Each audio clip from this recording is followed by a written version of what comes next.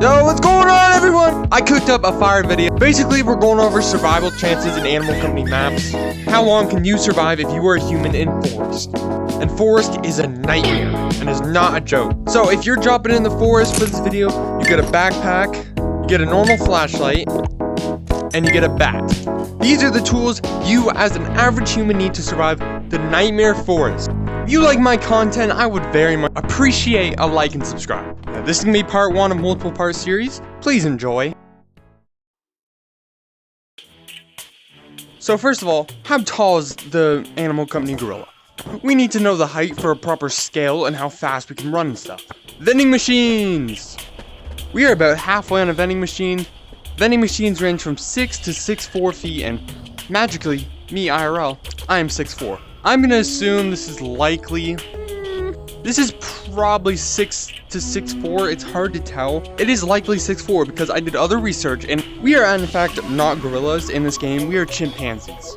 Chimpanzees can range between lots of heights, but the base height was 3 feet, which kind of lines up with this. 3 feet, and then 6'4".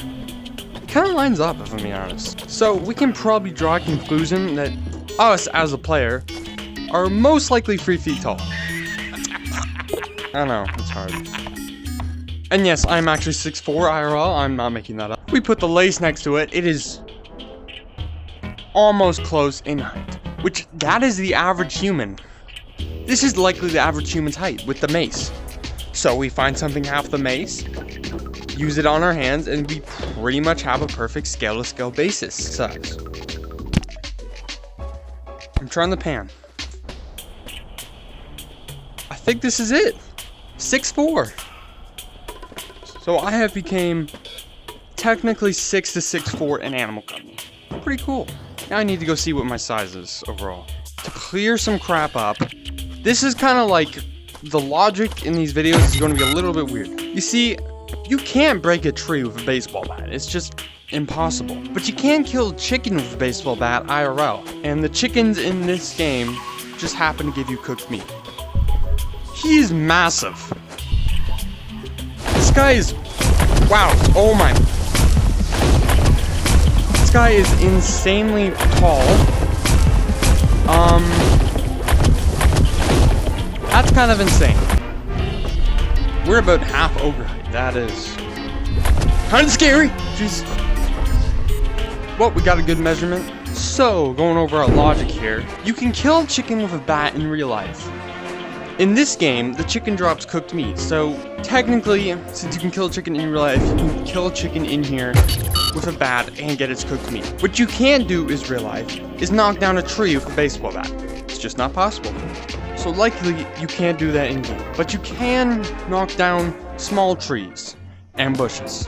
To keep the big man away at night, you need to light a fire and keep him away. If that fire isn't going, then, well, you're screwed. And like I said, you cannot knock down a tree with a wooden baseball bat. So I'm going to be doing a daytime survival and a nighttime survival.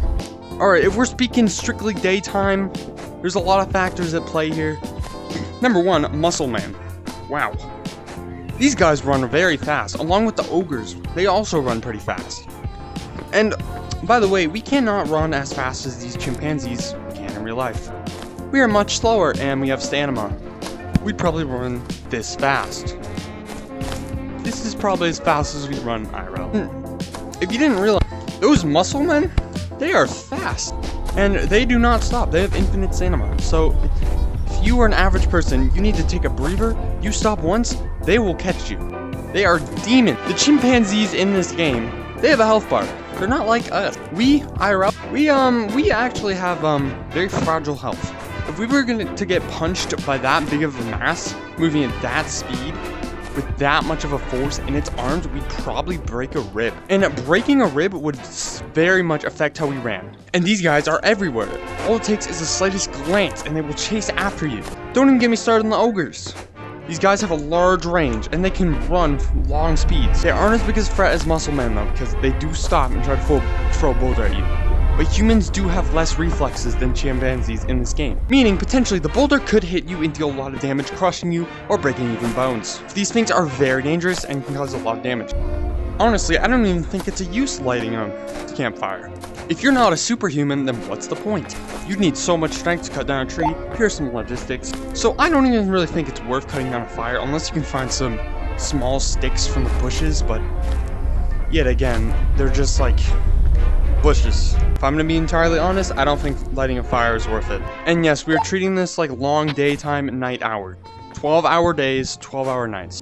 Your best plan is during the daytime, kill a chicken for then hold out and find a hiding spot in the corner of the map. The ogres and muscle man will likely not rotate there in 12 hours, and you can just move. You might have an 80% chance of surviving daytime. Nighttime on the other hand, oh my god. Nighttime, everything becomes dark. It becomes very dark, and all you have is a puny little flashlight. There's two opportunities to this. You either light the fire, or you don't light the fire. If you lighted the fire in daytime, I'd give you maybe a 35% chance of surviving daytime. If you didn't light the fire, you're screwed. This ginormous tree monster is a massive problem and will spawn spirits that slowly damage you and take your health away. And 12 hours, you'd probably be dead in 20 minutes. These would likely deal a lot of damage over time and kill you very quickly. Number 2, the big tree man is actually locked onto you. I tested this and he just followed me all game even though I was hiding. So he knows where you are and he will kill you. He is very fast and can insta-kill you. You have a 0.4% chance of surviving the night. If you lit the fire though, that could give you stuff, but already with 35%, it's not likely. You'd have to keep going out finding wood for 12 hours to keep your probably little fire alive because you can't break down a tree with a baseball bat. So my conclusion is, you have 80% chance to survive day without a fire, and then at night without a fire, that's a 0.4% chance. Survive day with fire, that's 35% chance. And try to survive day, night with the fire, then that's likely a 20% chance of surviving.